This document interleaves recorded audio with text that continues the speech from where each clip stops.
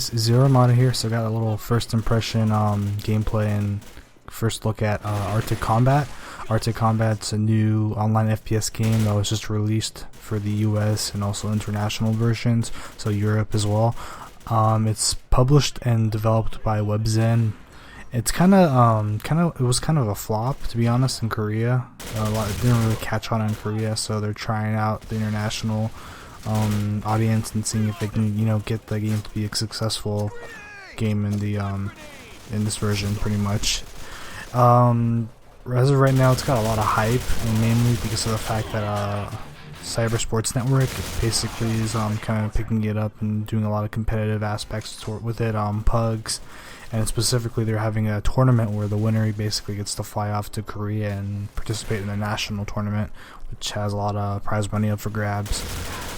Personally, the game is just a straight rip-off out of Call of Duty 4. A lot of the same models, sound effects, maps specifically. They have a straight Dust 2 rip-off map. A lot of the stuff has just been reused assets from other successful games, and that's not necessarily bad, because a lot of great games, a lot of art and all that stuff, they always say it's not who steals what, it's who steals what that makes it better.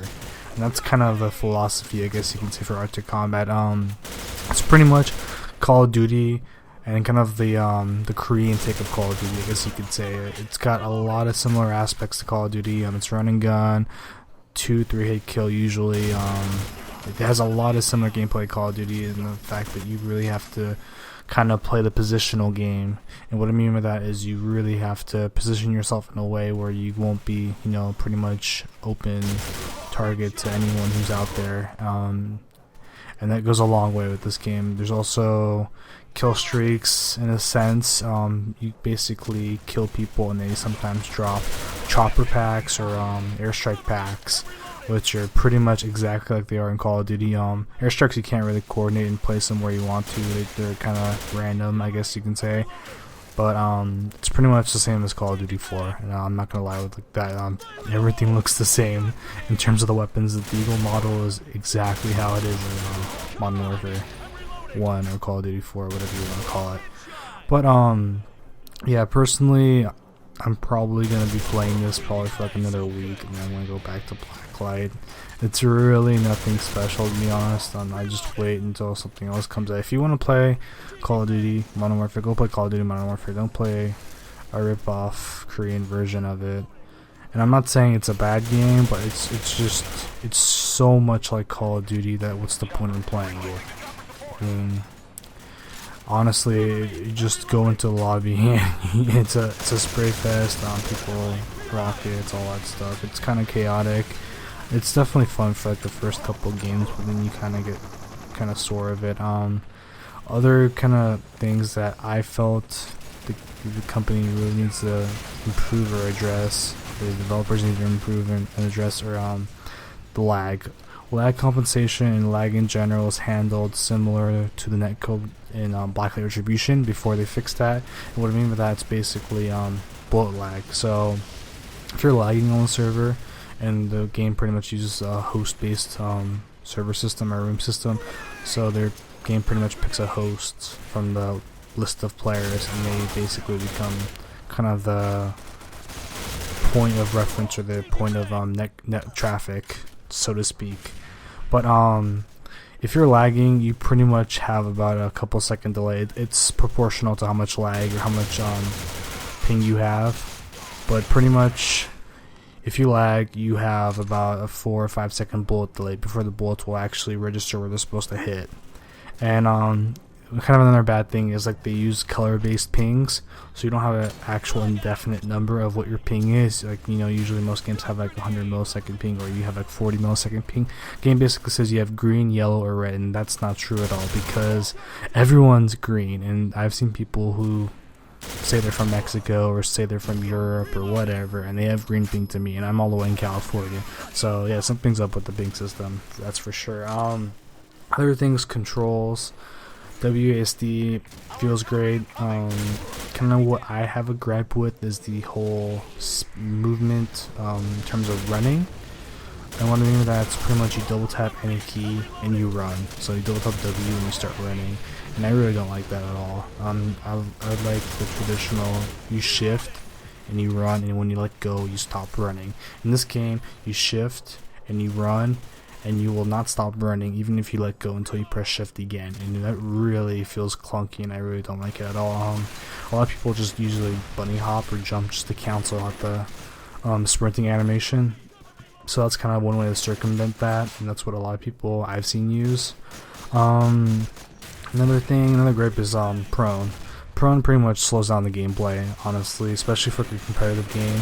It's just going to be a camp fest. People are just going to prone around walls or just crawl around walls, and you know, you've probably played games like that where they have had prone, and it really kind of hinders the gameplay, I guess you can say. At least personally, that's how I feel. Kind of the problem with prone in this game is there's no delay and there's no actual set time for the animation to kick in, so you can pretty much just spam C, which is the default prone key, and you can pretty much like flip out like a dolphin if you wanted to. I mean, there's like no delay, there's no penalty, no movement penalty, no time penalty at all for proning, so you can pretty much do it at will and kind of spam it at will. That's kind of it for the actual movement mechanics. But all in all, I think everything else is pretty decent, so to speak. But like I was saying, I think one of the biggest things that a lot of people are looking forward to is the Cybersports Network tournament, which will be starting up, I want to say, at the end of the month. I'll put a link in the description box if you guys want to consider, or if you guys want to consider getting a team going. All you need is like, I think 5 people in a team, and you can pretty much enter for the tournament. I think they have like another 20 or so team slots available. And like I said, winner of the tournament gets a trip to Korea where they fight in the nationals. So that's kind of pretty much the only thing that's really pushing this thing forward. The developers themselves from WebZen, they seem like a bunch of great guys. They've kind of been advocating for a lot of what the community's been, giving feedback for in regards to, the game can't be pay to win. You need to have balance. The server need to, encourage competitive gameplay by adding features that kind of augment that sort of gameplay. And they've all been very adamant and very acceptable and cooperative about that, at least from what I heard from the community on WebZen. So definitely got a developing company that really likes to back their product, which is good. Because if you have a game company that, let's just put for an example, Combat Arms, Nexon, Orok, or they basically just, honestly, they just milk the crap out of the game and they give no shit. I mean, it really kind of discourages FPS games and their competitive nature. It's just pretty much a casual game, so to speak, and I can really tell that WebZen really wants to avoid that, because they've made their mistakes for sure, especially with Huxley. If you guys don't remember Huxley was a big flop. IG, or IG2AI, whatever you want to call it, they were supposed to host Huxley, and they came out for closed beta. It was pretty much like Quake, a lot of people said, and then it became a flop. And like I said, Arctic Combat really didn't kick off like it was supposed to in Korea, or South Korea, so I think that they know that they need to have the community's backing if they want to have a successful game and a successful product. So I think they're really motivated in that regard.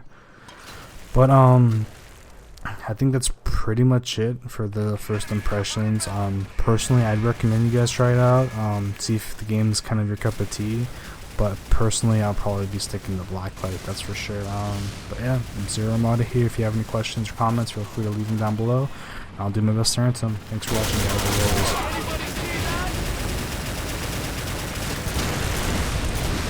Cover me! I'm reloading!